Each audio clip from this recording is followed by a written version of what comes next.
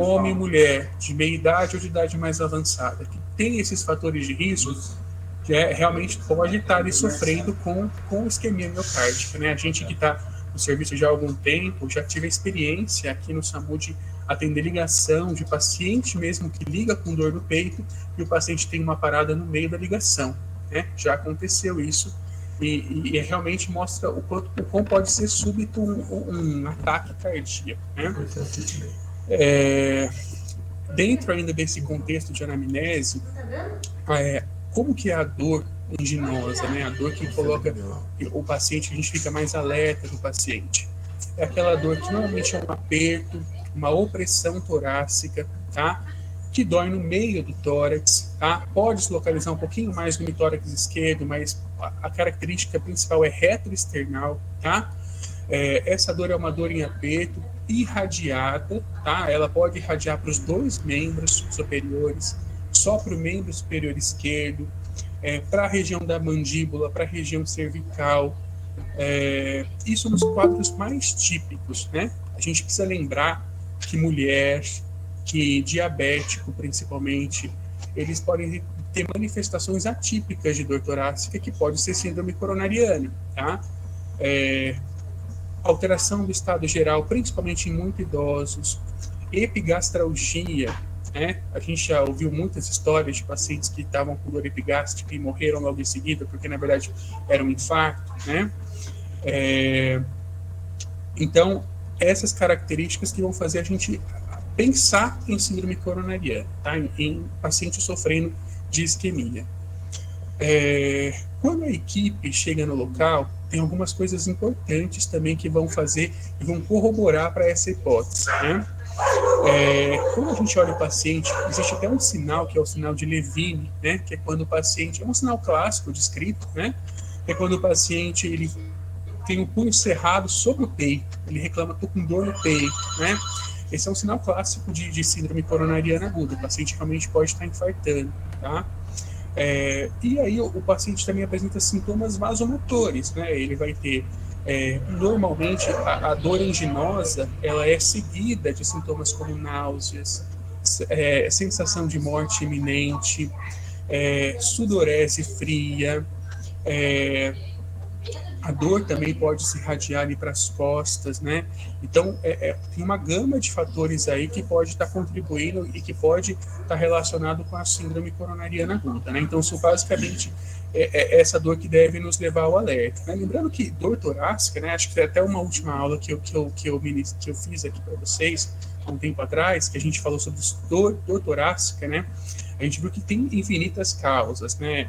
Pulmonares, aórticas, e até musculares também, que entram no diagnóstico diferencial, muito transtorno ansioso. A gente sabe que síndrome do pânico, né, é um transtorno de ansiedade que se manifesta exatamente da mesma maneira que a dor torácica anginosa, né? Então, dentro do contexto de avaliação, é muito difícil diferenciar quando o paciente tem esses sintomas por transtorno de ansiedade, né? Isso pelo telefone, pelo exame físico, muitas vezes não é possível da gente diferenciar, né? Então, a gente tem que tomar cuidado com esse tipo de paciente também. Mas, de uma maneira geral, esses são os sintomas mais clássicos e os sinais também mais clássicos, né?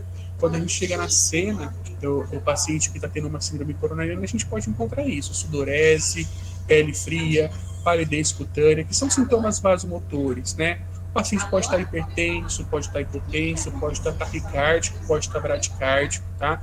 Isso varia muito de apresentação, dependendo do tipo da síndrome coronariana, tá? Mas são basicamente esses sinais e sintomas. No pessoal do suporte básico, né? A gente está na maioria aqui do suporte básico, acho que são esses os sintomas que devem chamar mais atenção quando a gente tem que fazer aquele QSO de uma maneira mais breve, para poder realmente transportar o paciente de uma maneira mais rápida, mais eficaz, né? Legal. Bem tranquilo, né, doutor? Se for comparar bem, o único problema que a gente pode atender os pacientes é aqueles pacientes que as dores atípicas, né? Às vezes uma dor nas costas, que às vezes você acha que é uma dor lombar e pode ser um infarto. A dor epigástrica, às vezes você acha que não possa ser infarto, é uma gastrite e você acaba se enganando, né? E acaba complicando, dificultando um pouco às vezes. E assim, essas manifestações atípicas, elas são mais comuns em mulheres, em idosos e diabéticos.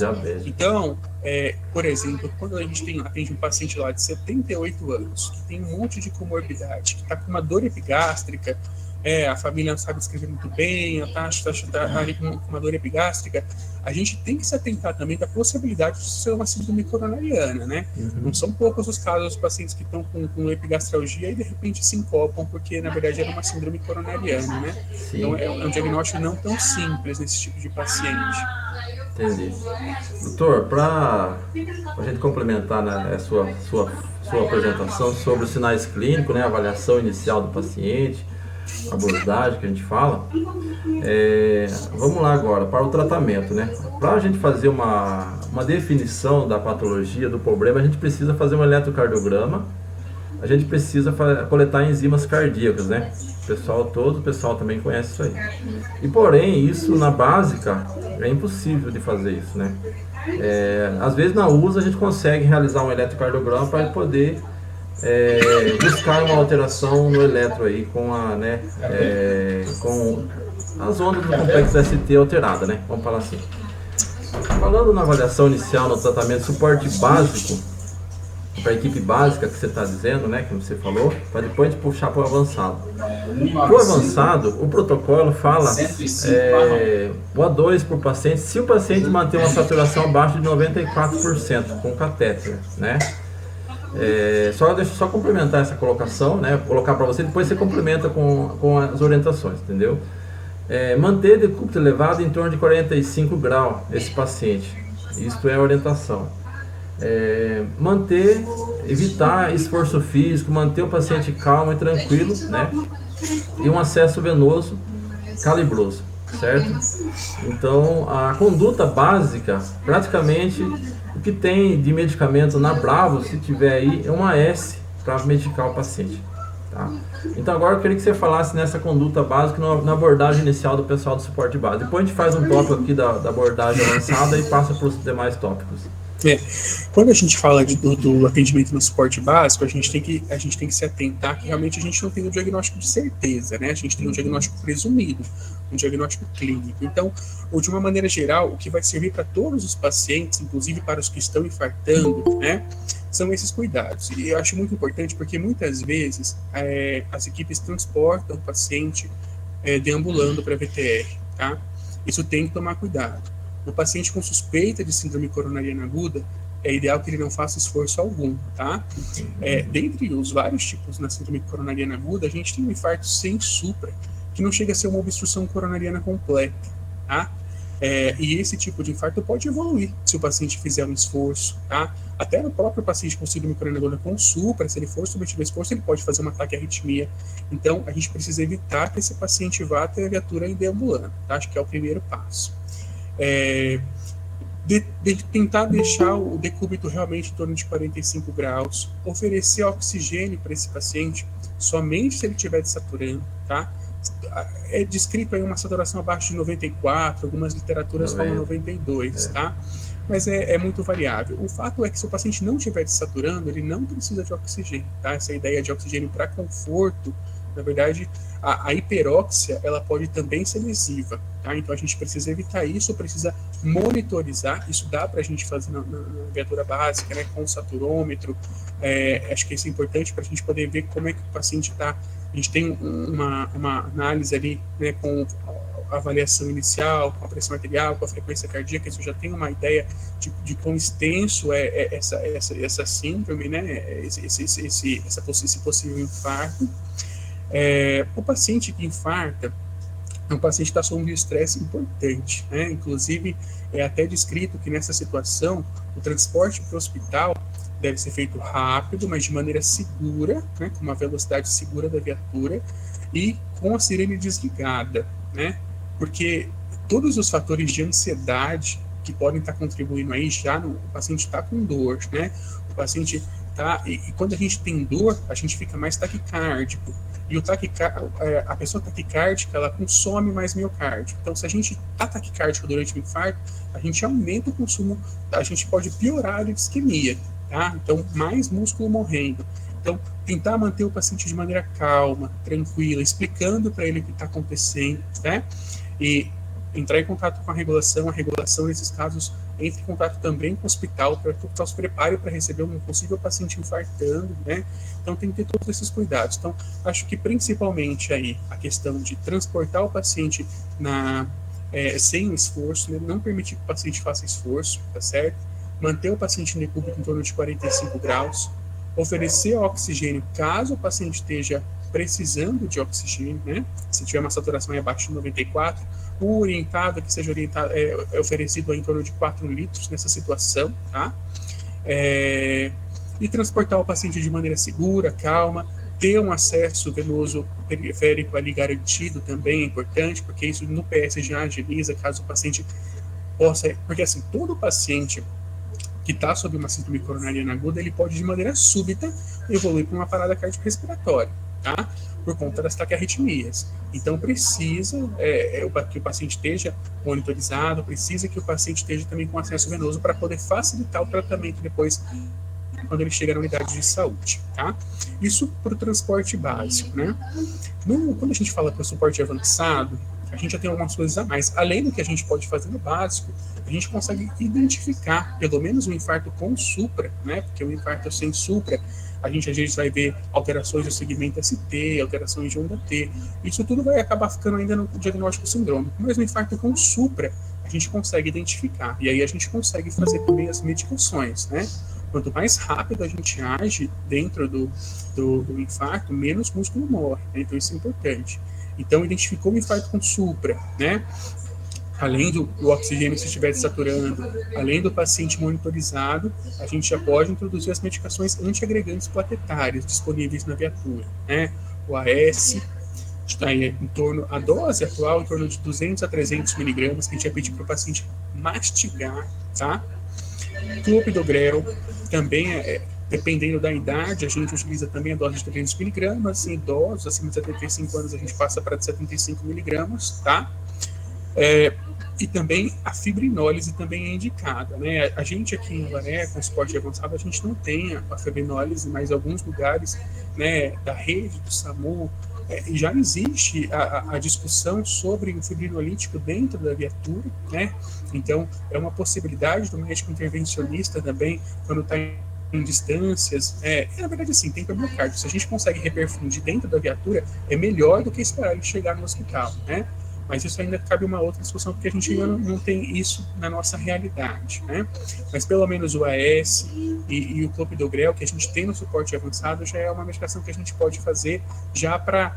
A gente está fazendo uma antiagregação plaquetária, a gente está tentando diminuir os danos, né? Então, fazer essas medicações, ter o acesso ali venoso para a gente poder também monitorizar o paciente em caso de alguma instabilidade, poder agir de maneira muito rápida e eficaz para evitar transtornos maiores aí para o paciente, tá? Então, é basicamente isso. Dentro da síndrome coronariana, dentro do infarto também, tem outras coisas que a gente pode fazer no suporte avançado, né? A gente pensando na questão da analgesia do paciente, né? Sempre que a melhor maneira no infarto da gente melhorar a dor é reperfundindo o paciente. E reperfusão é igual a antiagregação plaquetária e, se possível, fibrinolítico, tá? Dentro da nossa realidade, a gente não dispõe de fibrinolítico, então a gente pode atuar em outras maneiras, tá? A gente pode atuar fazendo vasodilatação coronariana, tá? Para alívio de dor, que aí a gente tem o isordil, né? Que é um nitrato, que é um vasodilatador coronariano que atua melhorando a circulação coronária, tá? E atua também como analgésico, né? Se a gente resolve... A dor é por causa da isquemia. Se a gente consegue resolver a isquemia, a gente consegue melhorar o paciente da dor, tá? A gente pode usar aí na dose de 5 miligramas, a gente pode repetir até 3 vezes, né? Sempre respeitando as contraindicações. O paciente não pode ter hipotenso, o médico precisa avaliar se esse infarto é um infarto inferior. Infarto inferior é uma denominação que a gente consegue ver pelo eletro. Se o paciente está, qual que é a região que ele infartou, né? A gente consegue ver no eletro do infarto com supra. E aí, dentro do infarto inferior, o ideal seria não realizar o exordio, porque a gente tem certeza que não tem acometimento de ventrículo direito, tá? Porque isso pode piorar um quadro de hipotensão. A gente tem que respeitar essas contraindicações também. A morfina é cada vez mais discutível também dentro do cenário de síndrome coronariana aguda, mas no pré-hospitalar, se a gente já fez o nitrato, o paciente não melhorou, a gente tem uma opção também de fazer o analgésico potente, que é a morfina, tá? As contraindicações são as mesmas. A hipotensão, o infarto inferior, tá? A gente precisa estar observando isso para ver se vai ser possível fazer a medicação ou não. Se não tivesse essas contraindicações, a gente pode fazer 2 miligramas, uma dose diluída, e até repetir algumas vezes, tá? Transporte do paciente com segurança, avisar a equipe da regulação, a regulação entra em contato com o hospital também para avisar que o paciente está chegando, um paciente potencialmente grave, tá? Uma coisa importante, que também deve ser rotina, né, nesses pacientes, tanto no suporte básico quanto no suporte avançado. No suporte avançado, a monitorização completa, mas no suporte básico também a instalação de desfibrilador automático, né, até chegar ao hospital, caso o paciente evolua para uma PCR, né.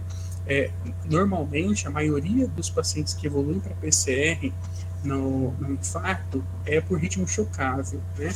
Então, o choque acaba sendo uma das coisas principais dos pacientes que evoluem com uma parada cardiorrespiratória, tá? Então, basicamente, o tratamento aí para o suporte básico e avançado é esse daí. Entendi. Doutor, se por exemplo tá a USA na Brava, ou melhor, né, a USA tá sem médico, tá só com o enfermeiro. Seria importante o enfermeiro estar realizando o eletrocardiograma na VTR, mesmo sem o médico presente? Ou se daria prioridade em fazer um deslocamento mais rápido com o paciente até o serviço de emergência? Eu acho que depende um pouco do quadro clínico do paciente, né?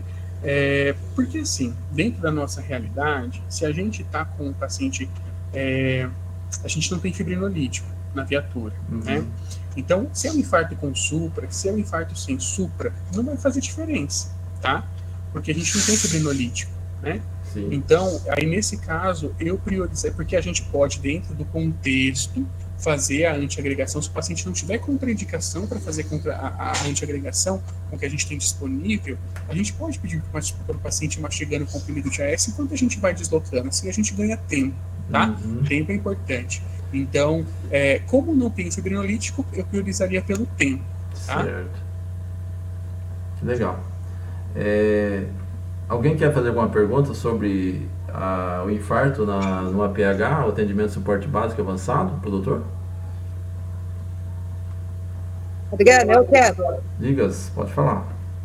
Assim, o sintoma do infarto, ele tem que ter a dor no braço esquerdo, no peito, ou assim, uma dor de estômago, uma queimação, assim, Olha, Patrícia, a dor clássica é uma dor opressiva ou em aperto, tá? Retroesternal, ou seja, atrás do externo, no meio do peito, tá? De forte intensidade, tá? Que irradia, ela pode irradiar ou não, tá? Mas normalmente ela irradia para os dois membros, tá? Tanto o superior direito quanto o superior esquerdo, ou só para o esquerdo, tá? Pode acontecer isso, ou também para as costas, para a mandíbula, para a região cervical, tá? Essa é a dor clássica, tá? Agora, existem as manifestações atípicas, que é o que eu falei, mais comum em mulheres, em diabéticos e idosos, tá? E aí essa manifestação atípica pode ser uma dor de característica atípica, pode ser um mal-estar inespecífico, alteração de nível de consciência, tontura e principalmente a epigastralgia, tá? Mas é uma manifestação atípica, então pode ser qualquer coisa, tá? É importante que dentro da síndrome coronariana, mesmo nas manifestações atípicas, os outros sintomas vasomotores eles acompanham, tá? Por exemplo, a sudorese, a palidez cutânea, a náusea, tá? Então a gente tem que ficar muito atento, mesmo quando é uma manifestação atípica no paciente com fatores de risco, né? Principalmente o diabetes, porque a manifestação atípica do paciente diabético é porque o diabetes ele altera a percepção sensorial, né? Então, assim como o paciente tem, por exemplo, um pé diabético, ele acaba desenvolvendo ali úlceras porque ele não tem a sensibilidade de uma maneira diferente, mas isso também acontece nas vias referentes ali do sistema nervoso cardíaco, e a gente também altera a percepção de dor. O paciente diabético, por isso que ele tem sintomas atípicos, porque ele não tem a percepção de dor, né? A percepção de dor é alterada. Então, qualquer coisa é possível no paciente diabético, principalmente, mas mulheres, idosos, basicamente pode ter esses sintomas aí que são atípicos, e atípico pode ser qualquer coisa. O mais comum é epigastralgia, tontura, alteração de nível de consciência, tá? Obrigada. Legal. Alguém mais? Só para a gente continuar aqui com arritmias cardíacas. Adriano, Digas. boa noite. Opa, tudo bem? Doutor, tudo bem? Tudo bem? É uma curiosidade só.